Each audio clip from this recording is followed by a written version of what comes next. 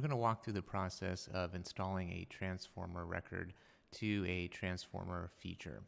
So the first step is to select the transformer on the map. So I'm going to make sure I'm in selection mode, and then I'm just going to click right on the transformer. Your transformer symbol might look different than this. This is just one possible example.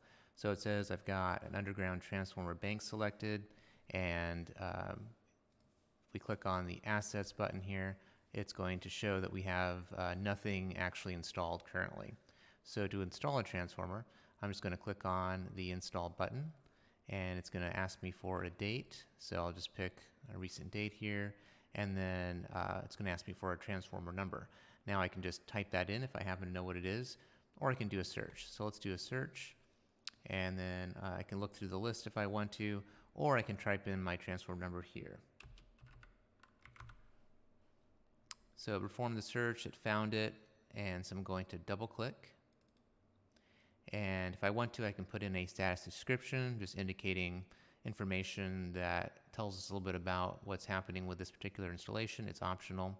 Bank position. So if this was a situation where you had 3 different transformers or 2 transformers installed, then you can pick whether it's position 1, 2, or 3.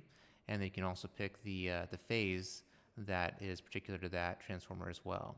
You also have a couple additional optional settings such as configuration and tap setting, and the circuit, you can enter that in. It is optional, it's just informational, it's not going to affect connectivity.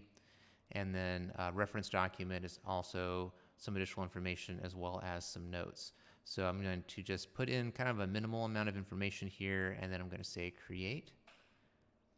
And that's going to install the transformer.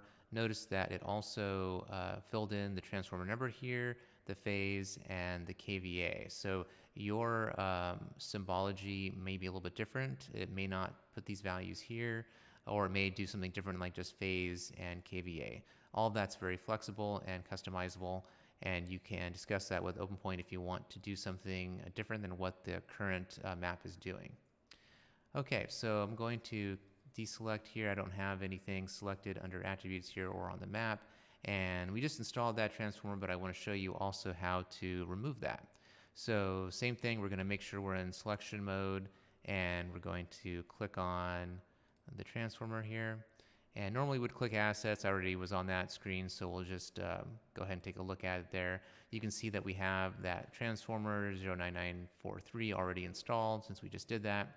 To delete that from the map, you just click on it, and then it'll show the information down below. It gives you a little bit more information about the transformer, and if you click on the More button here and then Remove, then it'll give us a chance to do the removal. So you need to give that a date also. It should be after the installation, so we'll do a later date.